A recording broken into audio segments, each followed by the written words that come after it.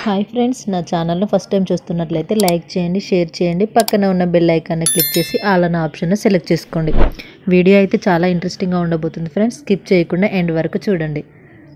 ఎందుకు బావా నేను నీపై ఆశలు పెట్టుకుని నువ్వే నా జీవితంలో బతుకుతుంటే నువ్వు ఆ దీప చుట్టూ తిరుగుతున్నావా అని కార్తీక్ని నిలదీస్తుంది జ్యోత్స్న.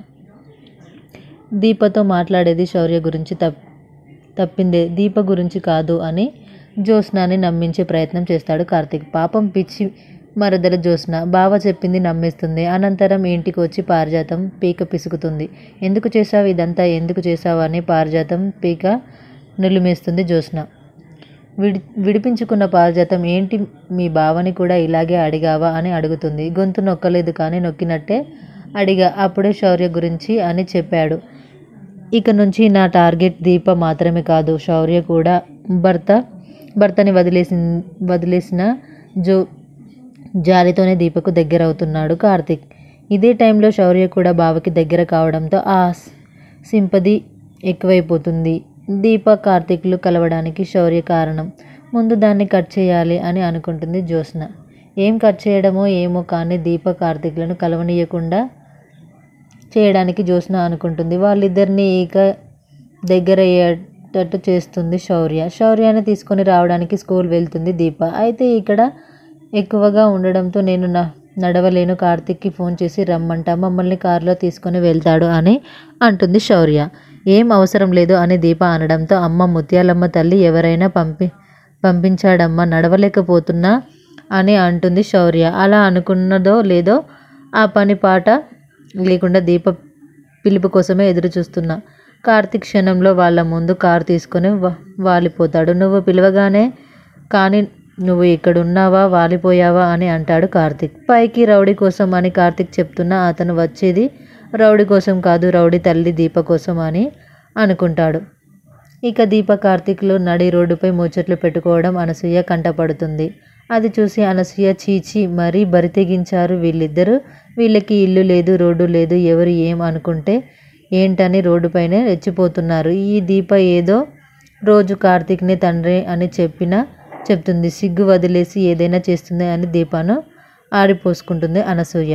ఇక శోభ దీప తనని కొట్టిన దాన్ని తలుచుకొని పగతో రగిలిపోతుంది. ఓరే నరసింహ, నువ్వు అసలు మగాడివేనా, నీలో మగతనం ఉందా, చచ్చిందా అని తిడుతుంది.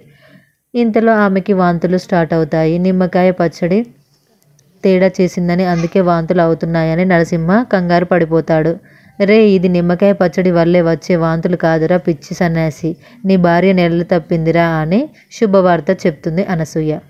దాంతో నరసింహ ఈ రోజు కోసం ఎన్నాళ్ళ నుంచో ఎదురు చూస్తున్నాను.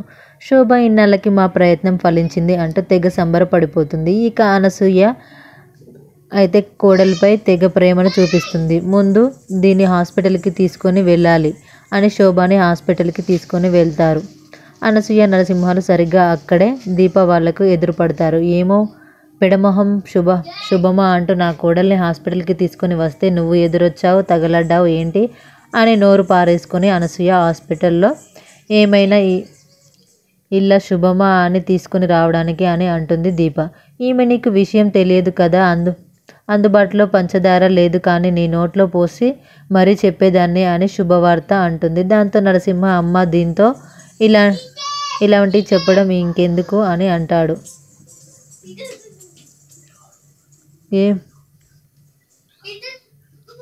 నీకేంటి నొప్పి, నేను పిల్లనే కదా, ఇది దాచుకునే విషయం కాదు, 10 మందికి చెప్పుకోవాల్సిన విషయం, అందులోనూ దీప ఇలాంటి వాళ్ళకి తెలియాల్సిన విషయం అని అంటుంది. అబ్బో, నేను తెలుసుకోవాల్సిన విషయం ఏంటో అని దీప అంటే నా కోడలు శోభ తల్లి కాబోతుంది అని చెప్తుంది. దాంతో నరసింహ వీడు మగాడ్రా బుజ్జి అన్నట్టుగా మీసం మెలేస్తాడు. దీప ముందే ఇంకేముంది, మన మంచి దీప జాగ్రత్తగా, కడుపులో బిడ్డ జాగ్రత్తగా అని శోభకి జాగ్రత్తలు చెప్పి పంపిస్తాడు. ఇంతటితో కార్తీక దీపం ఎపిసోడ్ ముగుస్తుంది. Thank you for watching this video.